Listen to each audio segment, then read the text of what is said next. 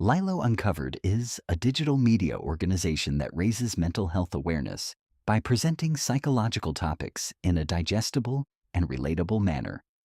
Please share our content with those who need it. Have you ever had that strange, prickling feeling that someone's attention is still on you, even when you're alone? We all want to be noticed. We want to feel seen, valued, remembered. But there is a point where being seen stops feeling like warmth and starts feeling like weight. And the reason so many people miss that shift is that it does not announce itself. It arrives quietly, dressed as affection. A study published in the Journal of Forensic Sciences found that obsessional followers typically begin with behaviors that look, on the surface, like intense interest or deep care. The people closest to the situation, including the person on the receiving end, often do not recognize what is happening until the pattern has already taken root. So how do you know when someone's interest has quietly crossed that invisible line? Here are 8 hidden signs someone is secretly obsessed with you, and what each one is actually doing beneath the surface. 1. They remember the details you forgot you shared. There is a difference between someone remembering your birthday and someone who recalls that you mentioned, once in passing, that your 3rd grade teacher had a particular way of organizing her classroom. Most people's brains naturally let small details go. An obsessed person does not. They collect what most people discard. They build a more complete map of who you are than you have of yourself, not because they are simply attentive, but because you have become a subject of study. At first, this feels like being deeply known. Over time, it begins to feel like something else, like being cataloged. A healthy connection is built on shared moments, not on a one-sided archive of your life. If you have ever felt that quiet chill when someone repeated something about you that you had no memory of sharing, hit the like button. That discomfort finally has a name, and recognizing it is the first step. 2. They appear in your life a little too often to be coincidence. The coffee shop you visit twice a week, the gym at the same hour, the bookstore you have only been to once. It is easy to dismiss these as happy accidents. The world is small after all. But when the frequency begins to defy reasonable probability, it is worth paying attention to. In psychology, this is called proximity seeking. It is a way of inserting oneself into your daily reality, of becoming a recurring character in the story of your ordinary life without ever being invited into it. The effect, over time, is that your private life starts to feel less private. Your routine starts to feel like something someone else is aware of, and that awareness sits in the background of everything, even when you cannot quite explain why. 3. They mirror you. Completely. We all adapt a little to the people we like. We pick up phrases, discover shared tastes, adjust our humor. This is normal. The psychological term for it is the chameleon effect, and in small doses, it is simply part of human connection. But obsessive mirroring is different in degree and in nature. It is not that they like what you like. It is that they begin to have no clear preferences of their own that do not somehow trace back to you. Their music taste, their opinions, their sense of style, their career interests. All of it starts to reflect you back at yourself. This is not intimacy. It is a kind of camouflage, a way of making themselves impossible to reject, because rejecting them begins to feel, in some quiet and unsettling way, like rejecting a version of yourself. 4. Your unavailability produces panic, not patience. Healthy people have full lives that sometimes pull them away. They have moods, obligations, moments of being genuinely unreachable. Someone who is obsessed rarely does. When you do not respond for a few hours, the messages accumulate, not always out of anger, but out of something closer to desperation. A need to re-establish contact that feels urgent in a way that is disproportionate to the situation. And gradually, without any single moment being dramatic enough to name, you begin to hide your need for space. You learn to manage their reaction rather than simply living your life. You might want to save this video for the next time that pattern makes you feel guilty for simply needing an hour to yourself. Your saved videos are always in your library, and this framework is worth returning to. 5.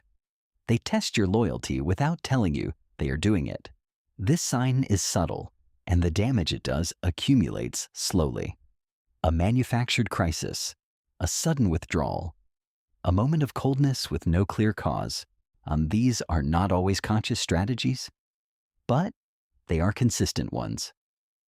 And what they are designed to measure is whether you will chase, whether you will soothe, whether you will prove that they matter. Every time you reach back when they pull away, two things happen. They learn that the pattern works, and you learn, without realizing it, that their emotional stability has quietly become your responsibility. Clinical research on anxious attachment styles suggests that when this dynamic is taken to an extreme, it becomes one of the core foundations of obsessional behavior. That is not a relationship. That is an audition you never agreed to be in. 6. They are unusually interested in everyone else in your life. An obsessed person does not just want access to you. They want to understand, and over time, subtly influence your relationship with everyone around you. They ask careful questions about your friendships. They offer gentle, repeated opinions about the people close to you. They frame concern as care. I just don't think that person has your best interests at heart. You deserve better than that. These remarks are rarely delivered harshly. They are delivered softly, consistently, and in the direction of the same conclusion, that the people around you are less trustworthy, less understanding, less right for you than the person saying so. This is the slow geometry of obsession making room for itself. At Lilo Uncovered, we go beneath the surface-level content to give you the psychological language for things you have always felt but could not name, if that is what you are looking for. Subscribing means you will not miss what comes next. 7. They build a narrative where you were always meant to find each other. This one can be the hardest to identify because it sounds, at first, like the kind of thing people say in love stories. It feels like we were meant to find each other. I have never felt this way about anyone. It frightens me. Something about this just feels written. In films, this is romantic. In real life, it is a way of quietly removing your agency from the situation. If the connection is destiny, then your hesitation is not a valid response. It is simply an obstacle the story has to get past. Your no becomes a plot point rather than a boundary. Your discomfort becomes something to be waited out rather than respected. A healthy relationship is a choice made freely every single day, not a script someone else decided you were both following. 8. Their care feels in some way like surveillance. This is often the most hidden sign of all, because it arrives wrapped in the language of protection. I stayed up to make sure you got home safely. I happened to be nearby, so I checked on you. I was worried. There is a real and important line between someone who genuinely cares about your safety and someone who uses the performance of care to maintain awareness of where you are and what you are doing. When that line gets crossed, the effect on the person receiving it is specific and insidious. You begin to feel observed, even in the spaces that are supposed to be entirely your own. Trust, once that feeling sets in, becomes very hard to locate. Almost, is there someone in your life right now who is navigating a connection that feels a little too fast, a little too intense, a little too aware? Sharing this video is not about labeling anyone.